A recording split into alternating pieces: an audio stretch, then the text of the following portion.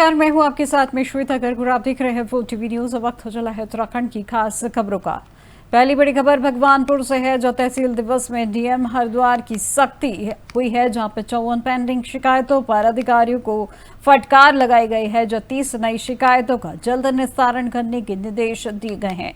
दरअसल हरिद्वार के भगवानपुर तहसील में आज तहसील दिवस का आयोजन हुआ, जहां डीएम कमेंद्र सिंह ने अधिकारियों को जमकर क्लास लगाई है, जहां पर पिछले तहसील दिवस से अब तक करीब 54 लंबित शिकायतों को लेकर डीएम ने संबंधित विभागों की लापरवाही पर सख्त चेतावनी दी है। आज के कार्यक्रम में कुल 30 नई शिकायतें भी डीएम के सामने रखी गई हैं, जिनमें विद्युत विभाग, चकबंदी, पैमाइश, राजस्व विवाद, सोनाली नदी के किनारे तटबंध निर्माण और पेयजल की समस्या जैसे अहम मुद्दे शामिल थे। डीएम कमेंद्र सिंह ने सभी अधिकारियों को निर्देश दिए कि किसी भी हाल में शिकायतों का त्वरित और प्रभावी निस्तारण हो। उन्होंने ये भी कहा कि जनता की समस्याओं को नजरअंदाज करना किसी भी सूरत में बर्दाश्त नहीं किया जाएगा। अब देखना यह है कि डीएम की इस फटकार के बाद जमीन पर कितनी तेजी आती है और जनता को राहत कब मिलती है।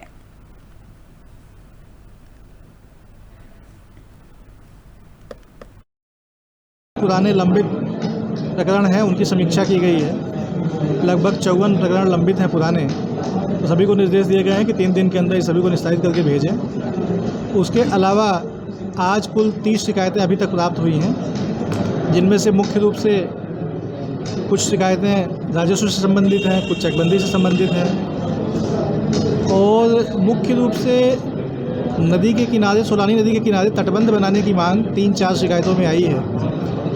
तो सिंचाई विभाग ने बताया है कि ऑलरेडी उन्होंने एक एस्टीमेट बना के भेजा हुआ है, तो जैसे ही धनराशि स्वीकृत होती है उस कार्य को कराया जाएगा। उसके अलावा कुछ शिकायतें इस विषय की आई हैं जो न्यायालयों में पेंडिंग है प्रकरण, वो भी आए हुए हैं, तो उसमें संबंधित को निर्देश दिया गया है कि जल्दी जल्दी तिथियां लगा करके मुकदमों का निस्तारण करें। शेष शिकायतें कुछ पैमाइश की थी, 1-2 बिजली की थी, तो इस प्रकार की शिकायतें हैं। एक आध वो पुलावा टूटने की शिकायत थी, तो उन सभी में अधिकारियों को निर्देश दिए गए हैं और कुछ तात्कालिक प्रकृति की थी जो आज कल में निस्तारित हो जाएंगी। तो सभी शिकायतों में निस्तारण का पूरा प्रयास किया।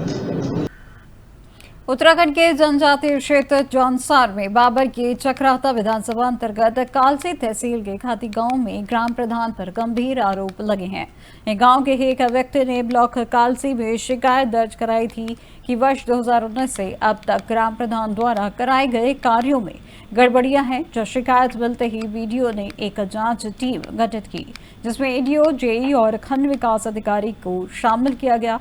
वही टीम ने मौके पर पहुंचकर पंचायत में हुए विकास कार्यों की नाप जोख की और स्थलीय स्थिति का जायजा लिया। वही शिकायतकर्ता का कहना है कि यदि जांच निष्पक्ष नहीं हुई तो वे न्यायालय का रुख करेंगे। वही अधिकारी फिलहाल जांच पूरी न होने की बात कह रहे हैं। अब सवाल यही है कि क्या सच्चाई सामने आएगी या ये मामला भी जांच की फाइलों में दफन होकर रह जाएगा। दिखा रखा 9 लाख का, वो है 16 लाख का। और सीमेंट के बैग है वो दे रखे 200, आ रखे 884 बैग। वो मेटल कहाँ गए भाई? और पंचायत आंगन की दीवार है, वो है पंचायत आंगन की है, लगा रखी बचन निशाना जी की दीवार घर के आगे। ये कौन सा तरीका है? नहीं, इस बात के लिए तो हम बिल्कुल संतुष्ट नहीं। जैसे आपके यहाँ पे धरातल में कोई काम जिस टाइप का है, तो धरातल में काम तो धरातल का काम भी है और नहीं भी है। कुछ योजना ऐसी है जिसको हमें पता ही नहीं, कितने बकरी वाले हैं, कितने गौशाले हैं, एक परिवार से 2-2 गौशाले हैं, ये कौन सा वो? और कितने जॉब कार्ड फर्जी है, कितने कैसे, वो हमें वो उसका वो भी नहीं है। और वही प्रधान पति बना रखे मिस्त्री वहाँ। आगे क्या? जो अनिल है वो प्रधान पति बना रखे, मिस्त्री बना रखे वहाँ। और जो कृष्णा राठौर जो प्रधान है, उसके भाई बास्तिल के सतपाल, उसको मिस्त्री बना चुके वहाँ।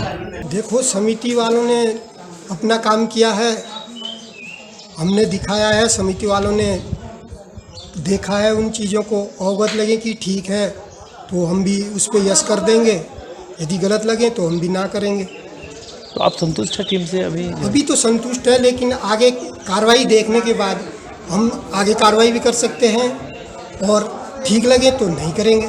यदि हमें जायज़ ना लगे तो हम कार्रवाई आगे करेंगे। ये तो कुछ भी नहीं है, हम हो सके कुछ माध्यम से अपनी जांच शुरू करवाएं। अभी तक हमें कोई ऐसे वो तो मिला नहीं कि भाई ये काम एकदम ऑलरेडी सही है और ना हमने अभी तक ये देखा है कि ये दिखा रखा 9 लाख का, वो है 16 लाख का। और सीमेंट के बैग है वो दे रखा 200 आ रखा। खबर चक्राता से है, जब मुख्यमंत्री पुष्कर सिंह धामी ने शहर से संवाद कार्यक्रम के जरिए शहरी विकास के एजेंडे को नई दिशा देने की कोशिश की है और इस कार्यक्रम में राज्य के सभी नगर निगमों के नगर पालिकाओं के जनप्रतिनिधियों ने सीधा संवाद करते हुए उन्होंने कई महत्वपूर्ण घोषणाएं की हैं। वहीं महिला स्वयं सहायता समूहों के लिए 3 नए वेब पोर्टल लॉन्च किए गए, जो डिजिटल सशक्तिकरण की दिशा में का बड़ा कदम माने जा रहे हैं। वहीं सीएम धामी ने प्रदेश के हर नगर निकाय कार्यालय को डिजिटल बनाने की बात कही है और साथ ही हाईटेक हेयर सैलून और पार्लर खोलने की योजना भी साझा की है, जो स्थानीय युवाओं को प्रशिक्षित कर आत्मनिर्भर बनाने की दिशा में अहम साबित हो सकती है। सीएम ने साफ शब्दों में कहा है कि जनप्रतिनिधियों को अपने पद को सिर्फ कुर्सी के तौर पर नहीं बल्कि एक मिशन मानकर काम करना होगा। उन्होंने ट्रिपल इंजन सरकार के जरिए हर योजना का लाभ अंतिम व्यक्ति तक पहुंचाने की प्रतिबद्धता दोहराई है। वहीं मुख्यमंत्री का यह संवाद सिर्फ एक औपचारिक बैठक नहीं बल्कि विकास के रोडमैप का ऐलान था, जिससे शहर के चमकेंगे और हर घर को फायदा मिलेगा। इस वक्त की खबर देहरादून से बताई जा रही है, जहां सीएम धामी का शहर संवाद कार्यक्रम में बड़ा ऐलान किया है। और इस खबर पर ज्यादा जानकारी के लिए हमारे bureau chief Ajay Pandey line पर जुड़ चुके हैं। तो अजय जी, जिस तरीके से सीएम धामी ने शहर से संवाद कार्यक्रम का बड़ा ऐलान किया है, आखिर इसके चलते किस तरीके से काम किया जा रहा है? आदित्य श्वेता, मुख्यमंत्री पुष्कर सिंह धामी ने प्रदेश के सभी नगर निकायों के प्रतिनिधियों के साथ बातचीत की और मुख्यमंत्री आवास में कार्यक्रम का आयोजन किया गया था, जिसमें मुख्यमंत्री ने सभी नगर निकायों के जनप्रतिनिधियों को ये कहा है कि जनप्रतिनिधि केवल एक प्रशासनिक व्यवस्था के तहत ही अपने आप को न देखें, बल्कि वो आम जनता के एक सेवक के रूप में अपने आप को देखें और जनता को जितनी सुविधाएं मुहैया कराई जानी है नगर निकायों की तरफ से, वो सारी सुविधाएं वो उनको मुहैया कराएं। स्थानीय लोगों को स्वरोजगार से कैसे जोड़ा जाए, इस पर भी मुख्यमंत्री धामी ने विशेष फोकस किया है और ये कहा है कि विभिन्न जगहों पर तमाम ऐसे चीजें हैं जिनके जरिए, जिन कार्यों के जरिए स्थानीय लोगों को रोजगार से जोड़ा जा सकता है। इसके अलावा बरसात का मौसम आने वाला है और श्वेता, आमतौर पर जब बरसात का मौसम होता है तो तमाम जगहों पर जल भराव जैसी स्थितियां देखने को मिलती हैं। बहुत से ऐसे जगह हैं जहां घरों में भी पानी चला जाता है, लोगों के लाखों रुपए बर्बाद हो जाते हैं, धन की हानि होती है। तो ऐसे में सरकार की और जो प्रशासनिक व्यवस्था में जुटे हुए लोग हैं, उनकी ये जिम्मेदारी है कि वो शुरू से ही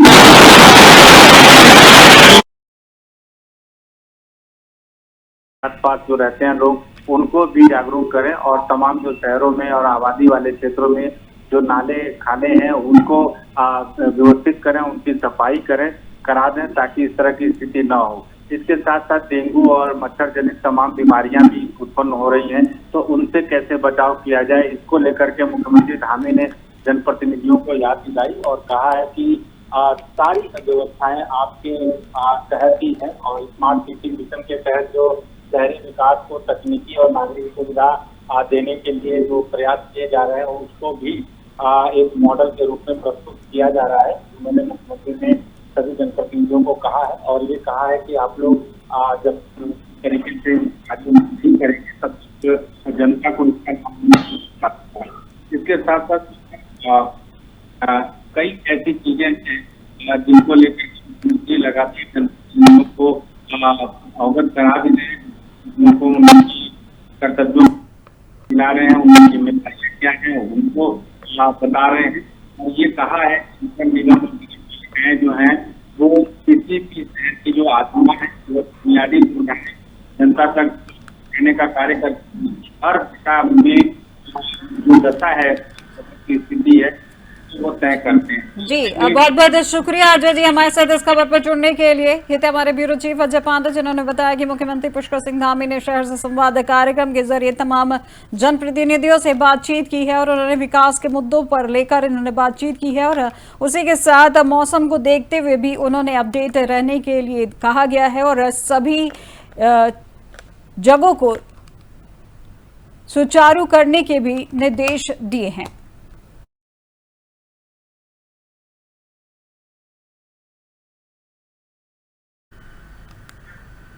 आपका खबर देहरादून से है, जहां राष्ट्रीय खेलों में पदक विजेताओं के लिए खुशखबरी है, जहां उत्तराखंड के खिलाड़ियों को जल्द मिलेगा इनाम। वहीं राज्य सरकार ने दुगनी की है इनाम की राशि। दरअसल 38वें राष्ट्रीय खेलों में उत्तराखंड का नाम रोशन करने वाले खिलाड़ियों के लिए अब इनाम मिलने का समय करीब आ गया है, जहां खेल मंत्री रेखा आर्या ने ऐलान किया है कि खिलाड़ियों को उनकी नगद इनाम राशि जल्द ही दी जाएगी और इसके लिए शासन से 15 करोड़ रुपए की राशि जारी कर दी गई है। वहीं राज्य सरकार ने इस बार इनाम की राशि को दुगना कर खिलाड़ियों का मनोबल बढ़ाने की कोशिश की है। खेल मंत्री ने दावा किया है कि राष्ट्रीय खेलों के इतिहास में इतनी बड़ी नगद इनाम राशि किसी भी राज्य ने अब तक अपने खिलाड़ियों को नहीं दी है और इस योजना का लाभ 240 के करीब खिलाड़ियों को मिलेगा, जिन्होंने व्यक्तिगत और टीम इवेंट्स में पदक जीतकर उत्तराखंड को गौरवान्वित किया है। वे सरकार का यह फैसला निश्चित तौर पर आने वाले वर्षों में युवाओं को खेलों की ओर प्रेरित करेगा और उत्तराखंड के खेल भविष्य को नई ऊंचाई देगा।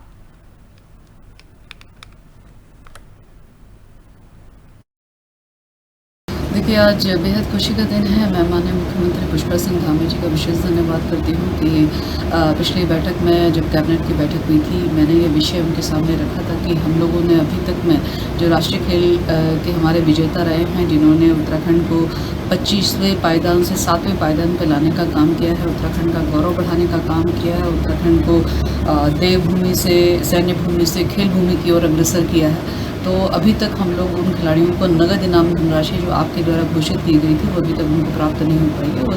उसमें अभी तक धनराशि अब बजट प्रबंधन नहीं हो पाया है। ये विषय मैंने उनसे रखा था। मैं आज बहुत धन्यवाद करती हूँ कि माननीय मुख्यमंत्री जी ने उसमें त्वरित कार्रवाई करते हुए आज हमारे राष्ट्रीय खेलों में विजेता खिलाड़ियों को आज नगद इनाम धनराशि 15 करोड़ की जो है वो जारी कर दी है। उसका GOB विभाग ने जारी कर दिया है। अब खबर ऋषिकेश से है, जहां हेमकुंड साहिब यात्रा के लिए ऑफलाइन पंजीकरण शुरू हुआ है। जहां ऋषिकेश गुरुद्वारे में बने हैं 4 पंजीकरण काउंटर और 21 मई से शुरू होगा ऑफलाइन रजिस्ट्रेशन। दरअसल उत्तराखंड के 5वें धाम के रूप में श्रद्धालुओं की आस्था का केंद्र बना श्री हेमकुंड साहिब अब और भी सुविधाजनक यात्रा अनुभव देने जा रहा है। वहीं ऋषिकेश पहुंचने वाले श्रद्धालुओं के लिए सरकार ने ऑफलाइन पंजीकरण की व्यवस्था शुरू कर दी है। वहीं 21 मई से श्री हेमकुंड साहिब गुरुद्वारे में 4 काउंटरों के जरिए श्रद्धालु आसानी से ऑफलाइन रजिस्टर कर सकेंगे। साथ ही एक मोबाइल टीम भी यात्रियों की सुविधा के लिए सक्रिय रहेगी, जो अलग अलग जगहों पर पंजीकरण करेगी। यात्रा प्रशासन से OSD PP नौटियाल ने गुरुद्वार पहुंचकर इन व्यवस्थाओं का जायजा लिया और प्रबंधन से तालमेल बनाकर यात्रा को सहज और व्यवस्थित बनाने का भरोसा जताया। में सरकार की यह पहल सुनिश्चित करती है कि आस्था की इस यात्रा में श्रद्धालुओं को किसी भी प्रकार की असुविधा न होने पाए। बहुत जोर शोर से की जा रही है। यहाँ पर पूरी व्यवस्था, यहाँ का प्रशासन, यहाँ का जो गुरुद्वारा समिति के जो लोग हैं वो बिल्कुल तैयारी में लगे हुए हैं। यात्रियों को, श्रद्धालुओं को कोई दिक्कत न हो, परेशानी न हो, इसके लिए सभी लोग प्रतिबद्ध हैं। सरकार बराबर जो है नज़र रखी हुई है। माननीय मुख्यमंत्री जी खुद इस पर मॉनिटरिंग कर रहे हैं। आयुक्त गढ़वाल बराबर रजिस्ट्रेशन के हिसाब से ऑनलाइन रजिस्ट्रेशन 58,700 के आसपास जो है रजिस्ट्रेशन। खबर देहरादून से है, जहां राजधानी देहरादून के मौसम का मिजाज बदला है, जहां शहर के कई इलाकों में हल्की और मध्यम बारिश हुई है। वहीं मौसम विभाग ने जारी किया है पूर्वानुमान। मैदानी क्षेत्र, पर्वतीय क्षेत्रों में बारिश का पूर्वानुमान जारी किया है, जो उत्तरकाशी, रुद्रप्रयाग, चमोली, देहरादून, पौड़ी में अलर्ट किया है जारी। वहीं पिथौरागढ़, बागेश्वर, अल्मोड़ा में भी हो सकती है बारिश। इस वक्त की बड़ी खबर आपको देहरादून से बताई जा रही है। मौसम विभाग को लेकर अलर्ट जारी किया गया है, जहां राजधानी देहरादून के मौसम का बदला है मिजाज। शहर के कई इलाकों में हुई है हल्की और मध्यम बारिश। मौसम विभाग ने जारी किया है पूर्वानुमान, जिसमें मैदानी क्षेत्र, पर्वतीय क्षेत्रों में बारिश का पूर्वानुमान जारी किया है। इसमें उत्तरकाशी, रुद्रप्रयाग, चमोली, देहरादून, पौड़ी में अलर्ट जारी किया है और इसी के साथ पिथौरागढ़, बागेश्वर, अल्मोड़ा में भी हो सकती है बारिश। इस वक्त की बड़ी खबर आपको बताई जा रही है।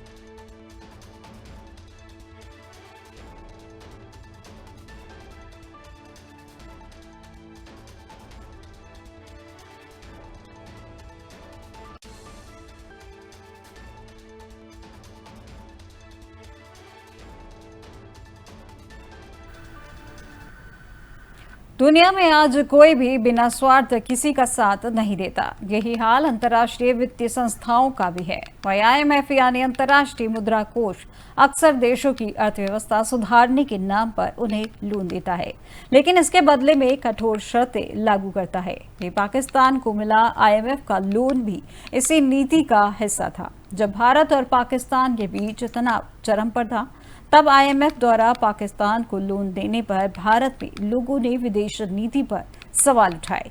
कई लोगों ने यह भी पूछा कि क्या भारत ने इसका विरोध नहीं किया। दरअसल IMF किसी भी देश को लोन अपनी शर्तों पर देता है और यह शर्तें इतनी कठोर होती हैं कि देश की आर्थिक संप्रभुता तक प्रभावित हो जाती हैं।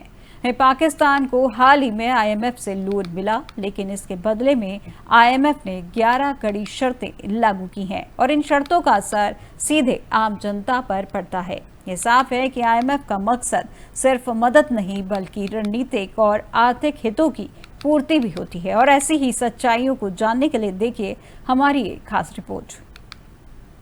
दरअसल भारत और पाकिस्तान के बीच पहलगाम आतंकी हमले के बाद बड़े तनाव के बाद अब सीज फायर हो गया है। जब भारत पाकिस्तान दोनों की ओर से सीमा पर हमले हो रहे थे, तो अंतर्राष्ट्रीय मुद्रा कोष यानी IMF ने आतंक के पनाहगार देशों को आर्थिक मदद देने के लिए $1 अरब के लोन को मंजूरी देकर दुनिया भर में किरकिरी कराई थी। लेकिन अब उसे भी पाकिस्तान का असली खेल शायद समझ आ गया है और वैश्विक निकाय ने बेलआउट की अगली किस्त जारी करने से पहले 11 नई शर्तें लगा दी हैं।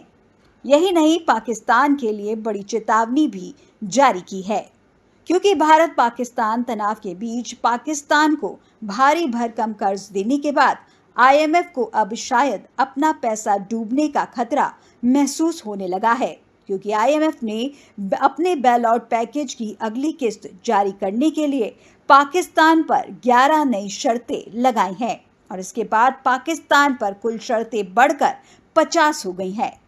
IMF की ओर से पाकिस्तान को साफ कह दिया गया है कि अगर ये शर्तें पूरी नहीं होती हैं तो फिर उसे अगली किस्त जारी नहीं की जाएगी। आपको यह भी बता दें कि बीते दिनों जब भारत और पाकिस्तान की सेनाएं सीमा पर आमने सामने थी और दोनों ओर से ड्रोन व मिसाइल अटैक किए जा रहे थे, तो ऐसे समय में अंतर्राष्ट्रीय मुद्रा कोष ने पाकिस्तान को मौजूदा एक्सीडेंट फंड फैसिलिटी के तहत $1 अरब की किस्त जारी करने की मंजूरी दे दी थी। इसके साथ ही IMF ने मौजूदा $7 अरब के बेलआउट पैकेज के तहत पाकिस्तान के लिए क्लाइमेट रीसाइलेंस लोन के लिए भी अतिरिक्त $1.4 अरब की राशि भी मंजूर की है। इसे जोड़कर पाकिस्तान को IMF से मिली कुल मदद $2.4 अरब हो जाती है। इस मंजूरी के बाद IMF के खिलाफ ग्लोबल गुस्सा फूट पड़ा था और दुनिया भर में उसकी किरकिरी हो गई थी। इसके बाद IMF की ओर से पाकिस्तान पर शर्तों को लागू किया गया है और अगर पाकिस्तान के लिए लाई गई नई शर्तों पर गौर करें तो इनमें रिकॉर्ड 17.6 ट्रिलियन पाकिस्तानी रुपए के संघीय बजट को संसद की मंजूरी शामिल है।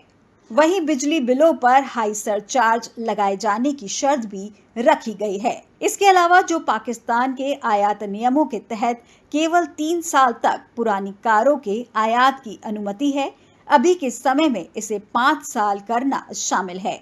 इसके अतिरिक्त सरकार को 2035 तक स्पेशल टेक जोन और इंडस्ट्रियल पार्कों के लिए प्रोत्साहनों को क्रम दर क्रम तरीके से समाप्त करने के लिए एक रोड मैप तैयार करना होगा और इसकी रिपोर्ट साल के अंत तक पेश की जानी है।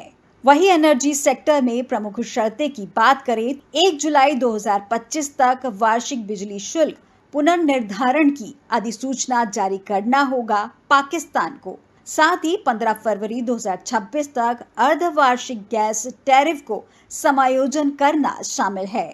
वहीं मई के अंत तक कैप्टिव पावर लेवी अध्यादेश को लागू करने के लिए स्थायी कानून लाने को कहा गया है और जून के अंत तक डेप्ट सर्विस सरचार्ज यानी कि मूल कीमत या शुल्क के ऊपर लगाया जाने वाला कर, इस पर 3.21 रुपए प्रति यूनिट की लिमिट हटाने को कहा गया है पाकिस्तान से।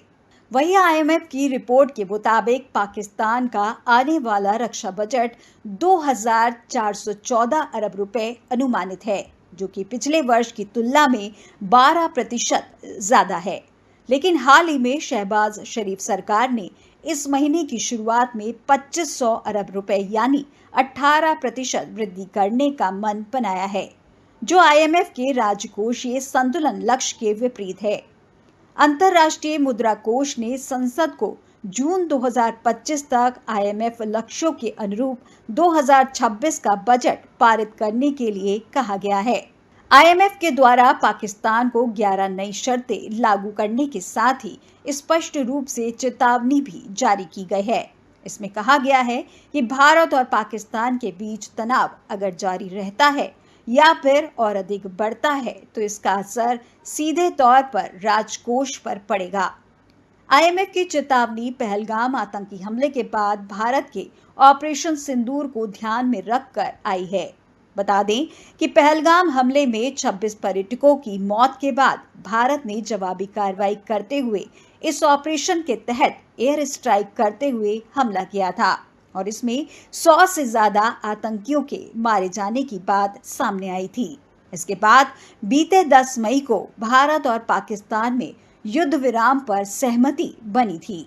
तो साफ है कि आईएमएफ केवल आर्थिक मदद नहीं देता, वह अपनी शर्तों के जरिए देशों की नीतियों पर नियंत्रण भी चाहता है। पाकिस्तान का ताजा उदाहरण दिखाता है कि कैसे कर्ज की आड़ में उसकी आर्थिक संप्रभुता आईएमएफ के शिकंजे में आ गई है। यह रिपोर्ट बताती है कि वैश्विक संस्थाओं का असली मकसद मदद नहीं बल्कि अपने हितों की रक्षा और प्रभाव विस्तार होता है। पाकिस्तान अब बेहतर जीवन जीने के लिए इंसान के स्वास्थ्य का बेहतर होना न केवल जरूरी है बल्कि समाज की समग्र प्रगति के लिए भी आवश्यक है।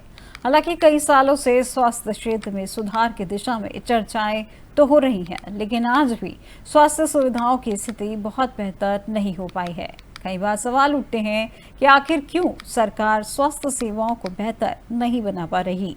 जब विकास के क्षेत्र में हम इतने आगे बढ़ चुके हैं, क्या स्वास्थ्य सुविधा मुहैया कराना इतना कठिन है कि इसका उत्तर शायद नहीं है, क्योंकि अगर इरादा मजबूत हो तो किसी भी समस्या का समाधान संभव हो सकता है। और इसी सोच के साथ दिल्ली की मुख्यमंत्री रेखा गुप्ता ने हाल ही में एक हॉस्पिटल का दौरा किया और उन्होंने अस्पताल में भर्ती मरीजों से मुलाकात की और उनकी समस्याओं को सुना। इसके साथ ही मुख्यमंत्री ने बेहतर सुविधा देने का वादा किया है। आखिर क्या कुछ कहा उन्होंने, इस पर देखिए हमारी एक खास रिपोर्ट। आपको बता दें कि दिल्ली के मुख्यमंत्री रेखा गुप्ता ने संजय गांधी मेमोरियल हॉस्पिटल का निरीक्षण किया। उन्होंने स्टाफ के अलावा मरीजों के साथ बातचीत कर उनकी समस्याएं सुनी। सीएम ने भरोसा दिलाया कि जो भी समस्याएं हैं उनका जल्द से जल्द समाधान किया जाएगा। अस्पताल का निरीक्षण करने के बाद मुख्यमंत्री ने मीडिया से भी बातचीत की, जिसमें उन्होंने इस हॉस्पिटल को लेकर उठाए जाने वाले कदमों के बारे में जानकारी दी। सीएम रेखा गुप्ता ने कहा कि संजय गांधी मेमोरियल हॉस्पिटल इस क्षेत्र का सबसे बड़ा हॉस्पिटल है, जहां मरीजों का दबाव अधिक रहता है। इसके आसपास ऐसा कोई दूसरा बड़ा हॉस्पिटल नहीं है। आगे उन्होंने कहा कि इस समस्या से निपटने के लिए दूसरी बिल्डिंग का निर्माण कार्य पूरा कराने का फैसला लिया गया है। संजय गांधी हॉस्पिटल इस क्षेत्र का वो हॉस्पिटल है जिसके ऊपर बहुत ज़्यादा प्रेशर रहता है। आसपास के एरिया में और कोई भी बड़ा हॉस्पिटल नहीं है और यहाँ पे इतनी ज़्यादा बहुतायत रहती है कि लगभग 2700 पेशेंट्स का ओपीडी रोजाना होता है। इतने सारे डिलीवरी केसेस यहाँ होते हैं और बेड्स की लगातार कमी है। नई बिल्डिंग जो यहाँ पे बनना शुरू हुई थी वो भी आधी अधूरी हालत में सालों से पड़ी हुई है। आज हमने उस बिल्डिंग का पूरा रिव्यू किया है, उस प्रोजेक्ट को आगे बढ़ाने की दिशा में अपनी टाइम लिमिट्स दी हैं और तुरंत ये बिल्डिंग पूरी हो इसके लिए जो भी बजट सेंक्शन चाहिए, जो पहले जितने का था ये 362 करोड़ का ये पूरा प्रोजेक्ट था और उसमें अब जो भी रिक्वायरमेंट हो रहा है सरकार अपनी ओर से उसमें कोई कमी नहीं छोड़ेगी। तुरंत इसको शुरू करना, इसमें पार्किंग एरिया को डेवलप करना। आनन फानन में जो पिछली सरकार के समय काम को आधा अधूरा छोड़ दिया गया, अब वर्तमान की सरकार उसे पूरा करेगी और पूरी तरीके से मेरी ये हिदायत है कि किसी भी हॉस्पिटल में दवाइयों की कमी नहीं रहनी चाहिए। पहले तो एक एमएस के पास 4 अस्पताल थे। अब हमने एक हॉस्पिटल के साथ में एक एमएस की ड्यूटी लगाई है, जो पूरी तरीके से उसको लुक आफ्टर करेंगे। मुख्यमंत्री रेखा गुप्ता ने अस्पताल में उपलब्ध बेड को लेकर भी बयान दिया और कहा कि इस हॉस्पिटल में बेड की संख्या भी कम है। दिल्ली के अस्पतालों में दवाओं की कमी भी नहीं होनी चाहिए। इसके साथ ही उन्होंने कहा कि लोगों को अस्पताल में बेहतरीन सुविधाएं मिले, इसके लिए लगातार काम किए जा रहे हैं। तो साफ जाहिर है कि अगर नियत और इरादा मजबूत हो तो किसी भी समस्या का समाधान मुमकिन है। मुख्यमंत्री रेखा गुप्ता का ये निरीक्षण सिर्फ एक दौरा नहीं बल्कि एक संदेश है कि अब समय आ गया है जब स्वास्थ्य सेवाओं को सर्वोच्च प्राथमिकता दी जाए। मरीजों को बेहतर सुविधा मिलना उनका अधिकार है और इससे सुनिश्चित करना सरकार की जिम्मेदारी।